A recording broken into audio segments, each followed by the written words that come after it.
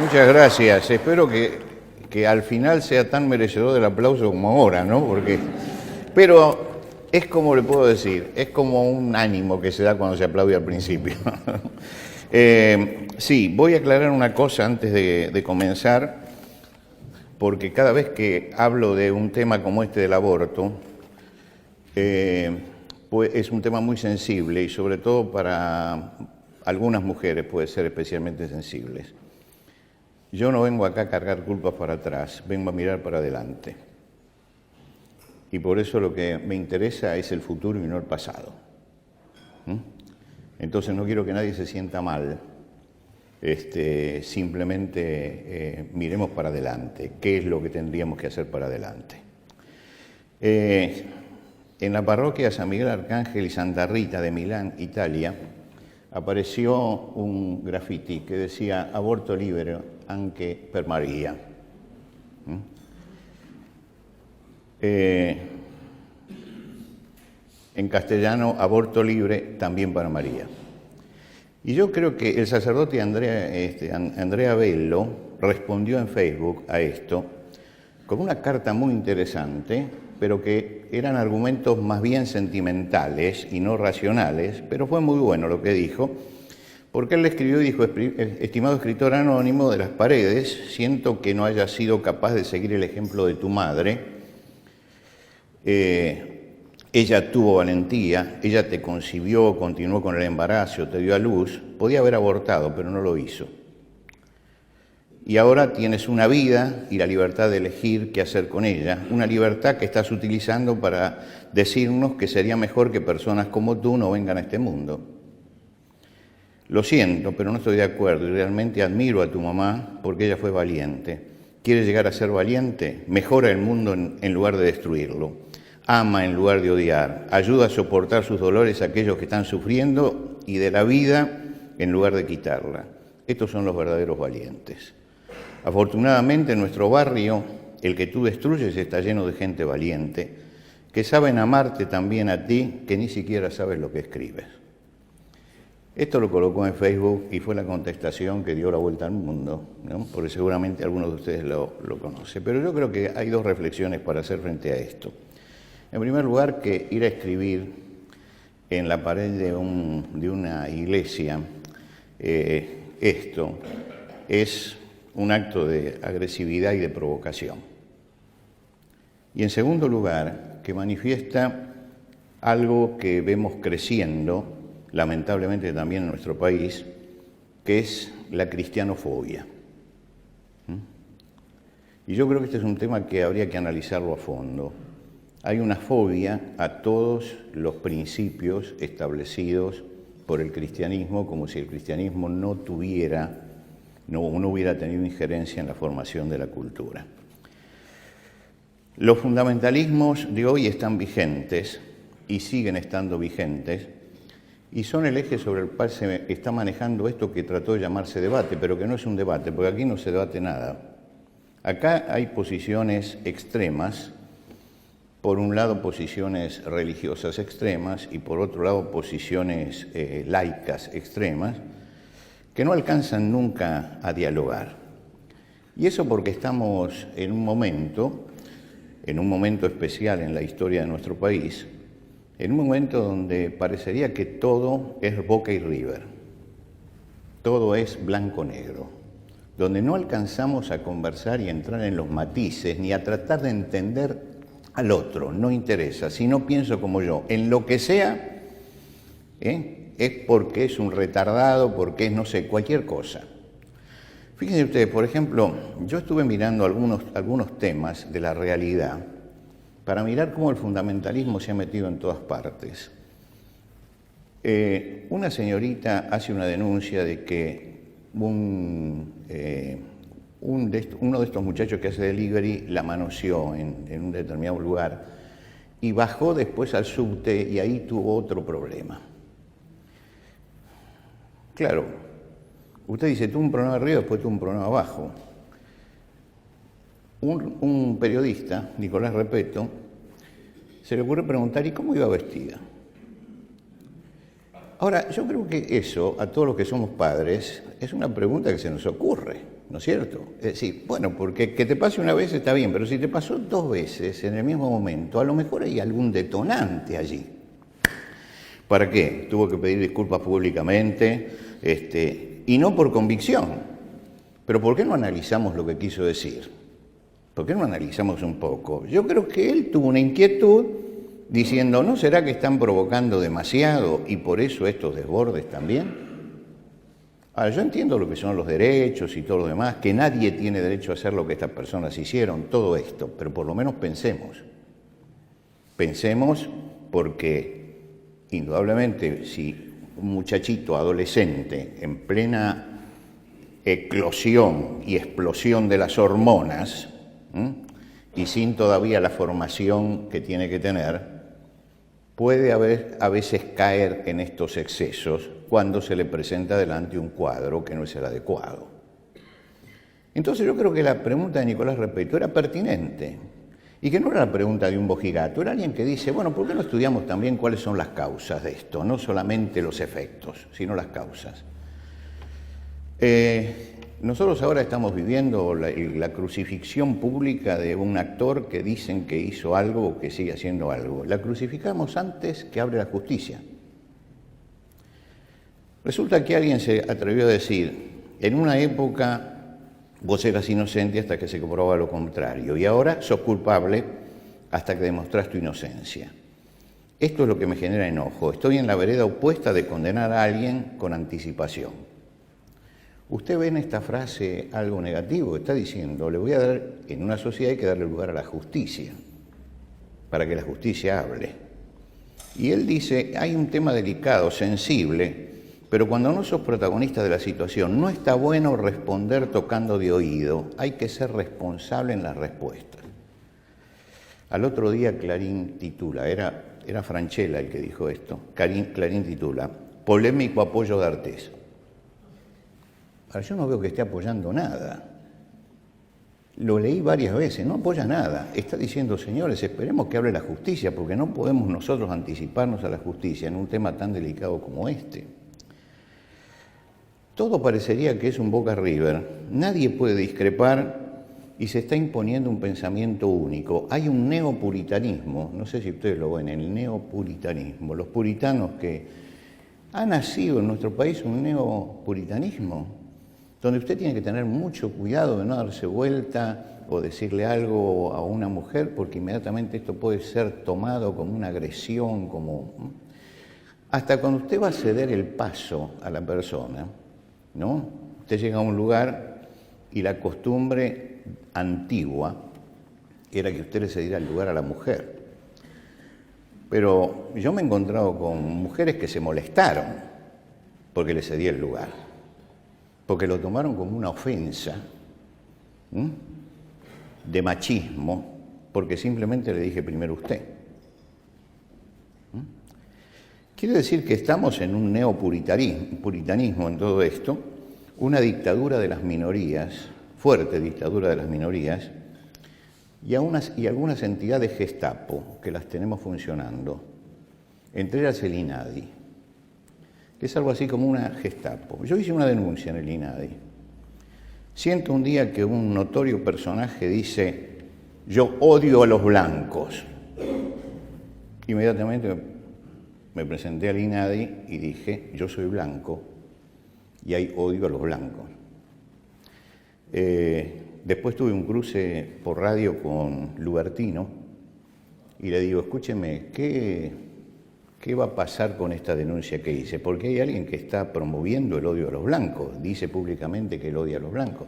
Dice, no, pero lo que pasa es que nosotros defendemos a las minorías nada más.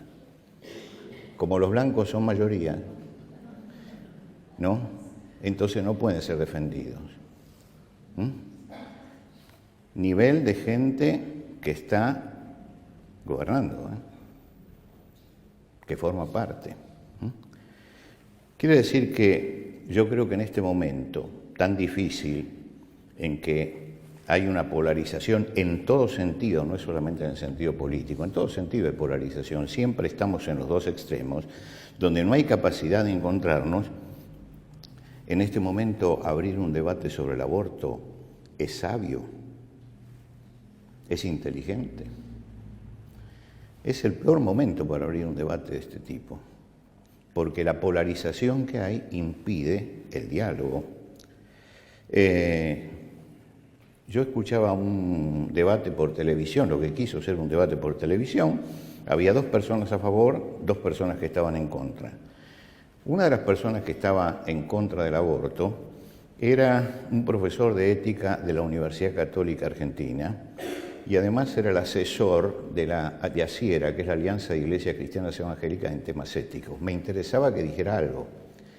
Las 2 señoritas que estaban del otro lado hablaron y hablaron y hablaron con esa chicana que se hace por televisión de que no le dejo tiempo al otro, y hablaron, no lo dejaron hablar, no pudo expresarse. Cada vez que se iba a expresar, la otra persona lo interrumpía y decía, no, pero déjeme terminar el pensamiento. Bueno, pero termina alguna vez, porque el otro también tiene que hablar. No pudo hablar.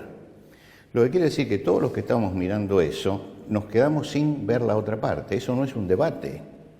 Eso no es un debate, porque entonces no hay ideas, no hay intercambio de ideas. Y por otro lado aparecen acusaciones tremendas. Por ejemplo, el que está en contra del aborto apoya la muerte de muchas mujeres. Eso es mentira. Es mentira. Nadie puede apoyar la muerte de muchas mujeres. Pero nosotros tenemos 500.000 abortos por año, según los cálculos. Algunos dicen 300.000. Y no podemos mandar a 300.000 vidas al muere por salvar a tantas mujeres. Habrá que buscar otra solución para que nos salvemos todos. La segunda cosa, apoyan la desigualdad social. De ninguna manera. Nadie que esté contra el aborto apoya la desigualdad social. Lo que estamos defendiendo es la vida inocente. Y quieren imponernos el dogma cristiano. No, yo no quiero imponer el dogma cristiano. El dogma cristiano es para mí, es para los cristianos. Yo no lo quiero imponer. Yo entiendo perfectamente que cuando alguien profesa una fe, lo que él cree sirve para los que siguen esa fe, no para los otros. Y por eso yo creo que el diálogo tiene que situarse en lo racional, no en lo religioso, sino en lo racional. Es decir, racionalmente, ¿qué es lo que está pasando? Yo, por supuesto, tengo una militancia religiosa y tengo una concepción de la vida religiosa, ¿no?, que es distinta a la que puede tener otro. Pero cuando hablamos de la vida, estamos hablando de algo que yo no lo voy a defender desde el punto de vista religioso, lo quiero defender desde el punto de vista racional. Quiere decir que, como yo digo, yo estoy contra el aborto, pero estoy dispuesto a aceptar el aborto. Estoy dispuesto a aceptarlo. Lo que quiero es unas demostraciones antes. Si alguien me demuestra que no hay vida, que aborte. Pero hay que demostrar eso primero. Porque si estamos defendiendo la vida, yo defiendo la vida y digo, demuéstreme que no hay vida y entonces yo lo acepto. No estoy en contra totalmente, estoy diciendo, deme una respuesta racional a algo que es importante en todo esto para que yo pueda decidir. Porque el verdadero debate es el debate sobre la vida. Cuando uno define el aborto, no estamos hablando de la pérdida accidental o involuntaria de un embrión o de un feto, estamos hablando de la remoción artificial y voluntaria del embrión y el feto cuando todavía está vivo, expulsado del útero materno cuando no puede vivir sin esa dependencia. El problema ético está, y por eso me interesaba mucho escuchar al profesor de la UBA en bioética, que es el tema que en este momento estamos discutiendo todos en ética, ¿no? Porque hay que contestar algunas preguntas. En primer lugar, ¿se puede considerar un ser humano? ¿Es vida humana? ¿Cuáles son los requisitos para considerarlo persona? ¿Tiene alma o no la tiene? Esas son las grandes preguntas que hay que empezar a contestar y que tendrían que ser el objeto del debate. El debate tendría que pasar por ahí, por si es una persona o no es una persona. Es decir, y si no, hay que responder cuándo comienza a tenerla, su calidad de persona, cómo se origina. Quiere decir que yo estoy dispuesto a aceptar el aborto, pero sobre una base racional, no sobre una base irracional. El problema no está en estar en pro o en contra del aborto. El problema está en definir si es vida humana lo que está allí o no es vida humana. Esto es lo que hay que definir. Si no definimos esto, es en vano lo que hagamos. Si tenemos que decir yo ignoro esto, entonces dejemos las cosas como están. Pero yo tengo que definir esto que es fundamental. Aristóteles, desde el paganismo, proponía que para controlar la superpoblación se abortara. Ahora, él decía, y es interesante analizar lo que decía él, antes de que el embrión haya recibido la sensibilidad y la vida, y pensemos que estamos hablando 400 años antes de Jesucristo, hace 2400 años, donde no existían los conocimientos científicos que tenemos ahora. Entonces él decía, antes que haya recibido la sensibilidad y la vida, el carácter criminal o inocente de este hecho depende absolutamente solo de esta circunstancia relativa a la vida y a la sensibilidad. Ella situaba perfectamente el asunto. De acuerdo a lo que él conocía científicamente en su tiempo, la vida se manifestaba cuando había un movimiento. Entonces él decía, el aborto hasta que se mueva. Ahora, nosotros hemos avanzado mucho, pero él decía, no, pero no se puede tocar la vida y la sensibilidad. Si hay vida y hay sensibilidad, esto hay que respetarlo. Un pagano 400 años antes de Jesucristo. No lo vayan a acusar de cristiano porque van a pasar por ignorantes. ¿Cuándo comienza la persona? La ciencia no puede demostrarlo. No puede demostrarlo. Los teólogos han discutido y siguen discutiendo acerca del alma y del momento de la implantación del alma, y hay una cantidad de teorías, pero no se ha llegado a nada concreto. Quiere decir que esto no lo podemos asegurar, no lo puede asegurar ni la ciencia, ni lo puede asegurar tampoco la teología. Pero sabemos algo importante, que creo que es lo que tenemos que tener en cuenta, que el embrión se diferencia de la madre porque tiene un genotipo diferente. Es diferente. Para que veamos, tenemos una identidad biológica, y la identidad biológica está en el ADN. Quiere decir que yo tengo un ADN y usted tiene un ADN, y eso nos da identidad biológica, así como la cédula de identidad, el documento único de identidad ahora nos da identidad dentro de la sociedad, el ADN nos da una identidad biológica. Todos la tenemos y todas son diferentes. Fíjense que el código, y por eso puse un código de barras, es como el código de barras. El código de barras lo pasan por el escáner ese que tienen y inmediatamente sale el producto y el precio. El código genético es exactamente lo mismo, marca a una persona. El doctor Tabaré Vázquez, presidente del Uruguay, siendo presidente, de izquierda, oncólogo, vetó la ley del aborto que había aprobado el Congreso y su propio partido. Y dio argumentos. Y él dijo, la biología ha evolucionado mucho, hay descubrimientos revolucionarios como la fecundación in vitro y el ADN con la consecuencia del genoma humano, dejan en evidencia que desde el momento de la concepción hay allí una vida humana nueva, un nuevo ser. Tanto es así que en los modernos sistemas jurídicos, incluido el nuestro, se refiere a Uruguay, el ADN se ha transformado en la prueba reina para determinar la identidad de una persona. Quiere decir que él empezó a fundamentar, es un hombre de izquierda, no es un creyente. Él está fundamentando desde la izquierda, desde la incredulidad, diría algún religioso, está fundamentando que hay una identidad que debe ser respetada. y que esa identidad la tiene desde el mismo momento en que se unieron las dos células que van a dar característica a ese ser. Quiero decir que el veto que él dio, yo lo voy a mencionar varias veces porque creo que es importante lo que él dijo. En primer lugar, por el lugar en que estaba situado. En segundo lugar, porque se atrevió a enfrentarse a su partido y cuando su partido le protestó, renunció al partido, renunció. Y esto habla de la probidad que tiene y de la convicción que tiene, porque prefiere mantener una línea de conducta y de pensamiento antes que ceder ante el poder o ante las prebendas que pueden salir de apoyar a un determinado partido político.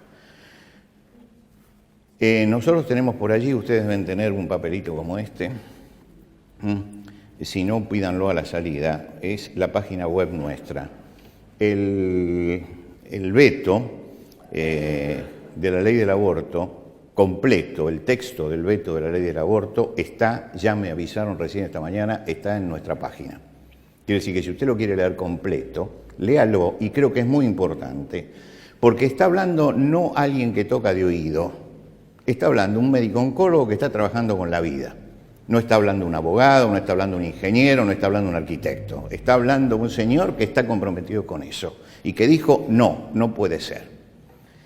Ahora, por supuesto que hay una serie de objeciones que justamente cuando uno ve esto o cuando entiende esto de que hay una nueva identidad biológica, hay una serie de objeciones que se pone que se vienen abajo.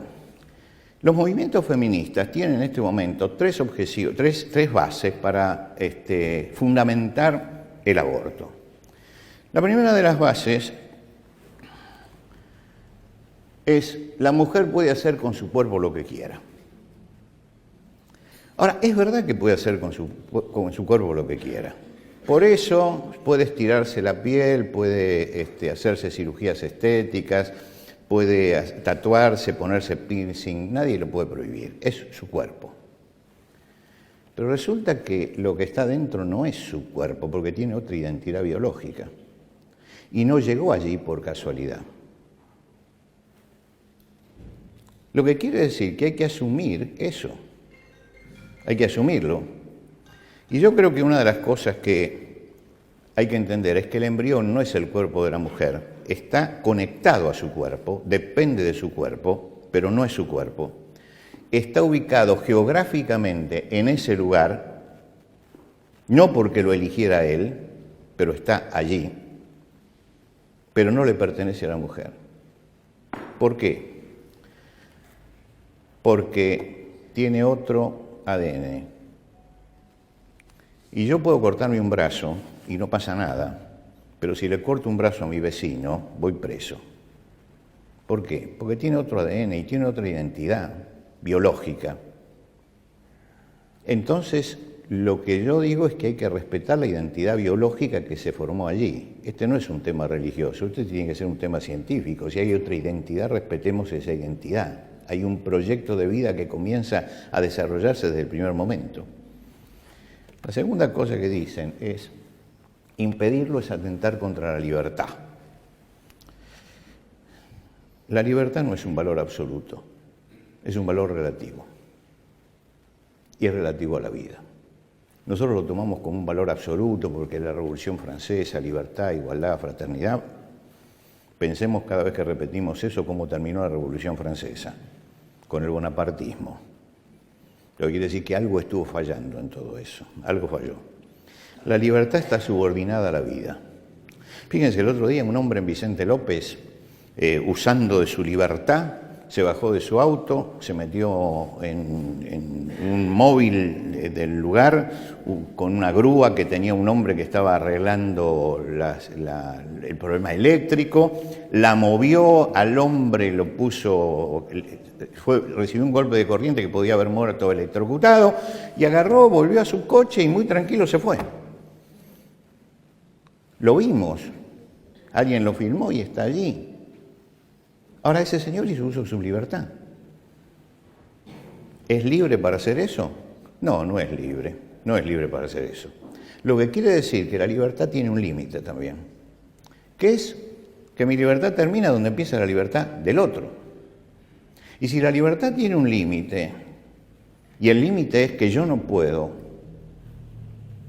agredir ni destruir al otro, si no puedo ni siquiera sacarlo durante ese trecho colgado desde la grúa, porque se me antojó eso, aunque haya quedado vivo, yo tengo que pagar por eso.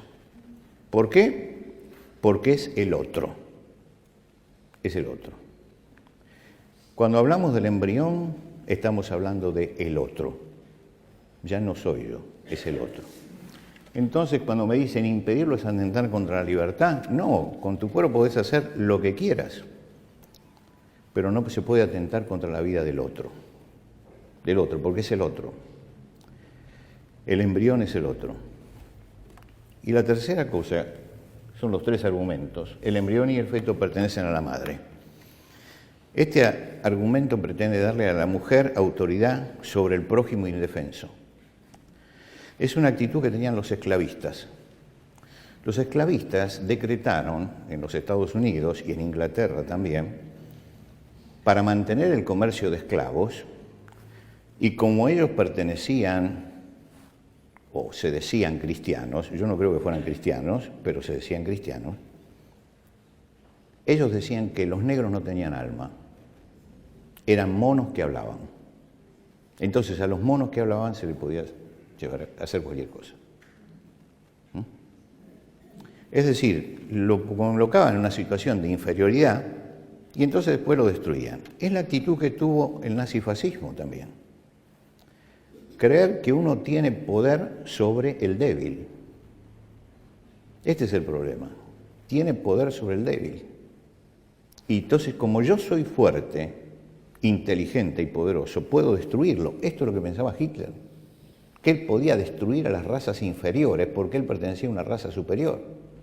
Cuando una mujer dice que el embrión y el feto pertenecen a la madre y puede por lo tanto hacer lo que quiere, está utilizando el pensamiento nazifascista, por más que se hablen de progresismo. No es progresismo, el pensamiento es el pensamiento nazi, que quiere decir que el fuerte puede destruir al débil, que el poderoso tiene que ejercer su autoridad sobre el otro. Es la lógica darwiniana, la lógica darwiniana de la supervivencia del más fuerte. La ley de la selva, defendida por los que hablan de derechos humanos. Qué contradicción, ¿no? La ley de la selva, de que el más fuerte puede sobre el más débil, la defienden los mismos que hablan de defender los derechos humanos. El Marqués de Sade decía, y todos sabemos quién fue el Marqués de Sade, ¿no? Y su historia y todo lo demás. Él decía, pertenece a las leyes de la naturaleza que el fuerte reprima al débil, ya que al portarse de esa forma no hace más que emplear los dones que se les han concedido. Y si hace uso de todos sus derechos para oprimir y para despojar al débil, no hace sino la cosa más natural del mundo. Es decir, este señor, todos sabemos de su locura, ¿no? Pero nos retrotraía a la selva. La ley de la selva. Quiere decir que nosotros somos una cultura y una civilización. Esa cultura y esa civilización se niega totalmente cuando uno retrocede al principio y volvemos a la ley de la selva. Y esto nos está haciendo volver a la ley de la selva. No podemos hablar de interrumpir el embarazo como se pretende hablar. Tenemos que hablar de que estamos matando a otro ser que está allí. Fíjese que la palabra feto significa descendencia, es la descendencia, lo que se está matando es la descendencia. En este momento están pidiendo que sea en la semana 14 de embarazo. Semana 14 del embarazo, hasta allí puede hacerse. Yo no sé quiénes proponen esto, pero me hubiera gustado que acá hay médicos y saben lo que significa la semana 14 del embarazo, ¿no? Miren ustedes. Esta es la evolución hasta la semana 13. La semana 13. A las 3 semanas y media empieza a latir el corazón. Ya el corazón está latiendo. En la cuarta semana mide 1 centímetro y ya se distingue la cabeza del cuerpo. La boca, las orejas, los ojos rudimentarios. A la 6ª o 7ª semana se detecta el funcionamiento del cerebro. En la 8ª semana se reconocen los miembros del cuerpo, se reconocen los dedos de la mano, y en la semana número 11 aparecen los riñones que van a producir la orina, que va a ser importante para el líquido amniótico. Esto lo saben los médicos, discúlpenme que me meta en el terreno de ustedes, simplemente. Aparece todo eso en ese momento. Y en la semana 11 también se forman los vasos sanguíneos, los cartílagos, los músculos, se generan los glóbulos rojos, se desarrolla el diafragma, aparece el hipo, se forman los dientes dentro de las encías. Estamos en la semana anterior. Fíjense ustedes, esta es la semana 14. El feto mide unos 12 o 13 centímetros de la cabeza hasta las nalgas y pesa aproximadamente 120 gramos. La cabeza está erecta y los brazos y piernas se desarrollaron. La piel parece transparente. Ha comenzado a crecer una capa de cabello y los movimientos de las extremidades se han coordinado más. Eso sucede en la semana 12. En esa semana lo matamos. Yo digo, los que piden esto, ¿han pensado en esto? Es decir, ¿por qué no pensamos un poco, racionalmente? ¿Qué es lo que estamos haciendo? Racionalmente. Acá está. Esto es la semana 10. El que lo quiera ver después. A esto se mete allí un aparato, se lo deshace y se lo saca. Se lo saca. Para esto nos están pidiendo aborto libre y gratuito. ¿Saben para qué? No para las mujeres violadas. Las mujeres violadas no son 500.000. La legislación no se hace para las excepciones, se hace para la generalidad. Es el método de contraconcepción el que se quiere usar. Un método de contraconcepción. Ahora díganme, ¿cuál es la solución que se da a esto? Porque no es cuestión solamente de plantear el problema. La educación sexual integral. Necesitamos una educación sexual integral, total. Tenemos que enseñar, y acá yo voy seguramente algunos van a discrepar con esto, yo los respeto, creo que cada uno de acuerdo a su fe puede tener su enfoque, pero tenemos que enseñar qué son los métodos anticonceptivos no abortivos para que se usen. Cada uno con su conciencia, pero no el aborto como contraconcepción. Vuelvo al doctor Tabaré Vázquez. De acuerdo a la idiosincrasia de nuestro pueblo, es más adecuado buscar una solución basada en la solidaridad que permita promocionar a la mujer y a su criatura, otorgándole la libertad de poder optar por otras vías y de esta forma salvar a los dos. Es menester atacar las verdaderas causas del aborto en nuestro país que surgen de nuestra realidad socioeconómica. Existe un gran número de mujeres, particularmente de los sectores más carenciados, que soportan la carga del hogar a solas. Para ello hay que rodear a la mujer desamparada de la indispensable protección solidaria en vez de facilitar el aborto. Este veto recae sobre el Congreso, que fue el que presentó la ley. ¿Qué le está diciendo el doctor Vázquez? Le dice, señores, le dice a los congresistas, no soluciones fáciles, no soluciones fáciles. Trabajen en serio y hagan un proyecto como para revertir la situación, pero no la solución fácil.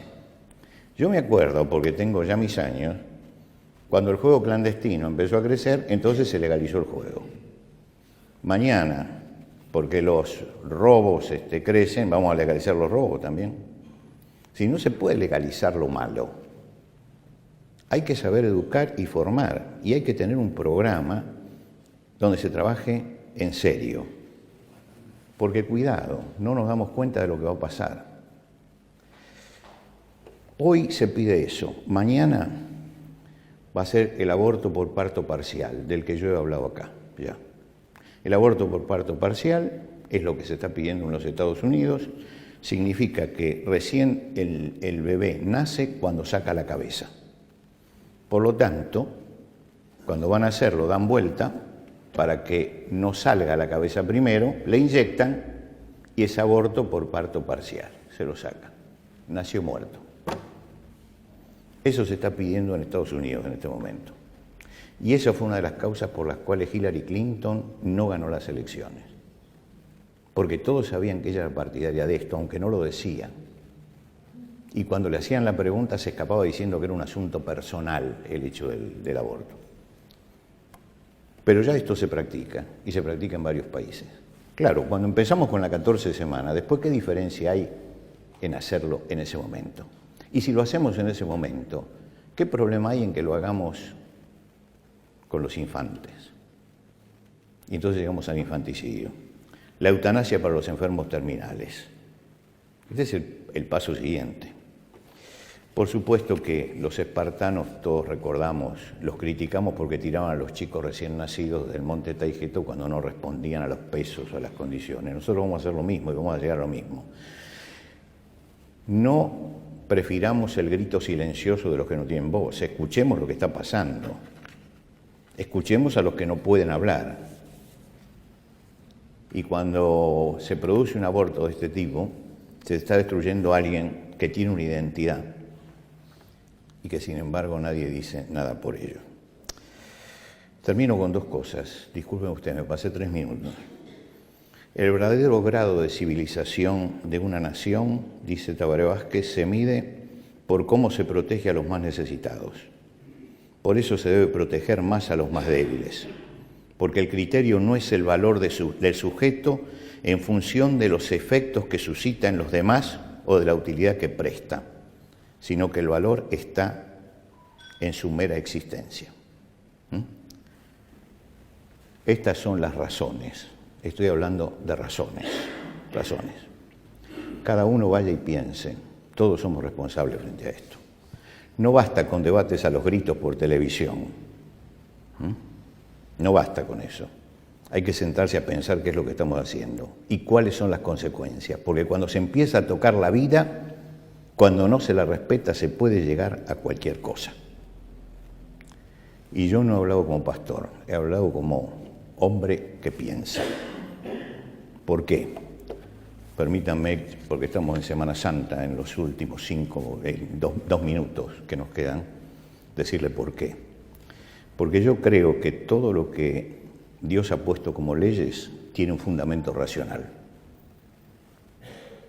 Tiene un fundamento racional. El asunto es llegar a encontrar ese fundamento. Porque no la voy a defender diciendo, yo soy cristiano.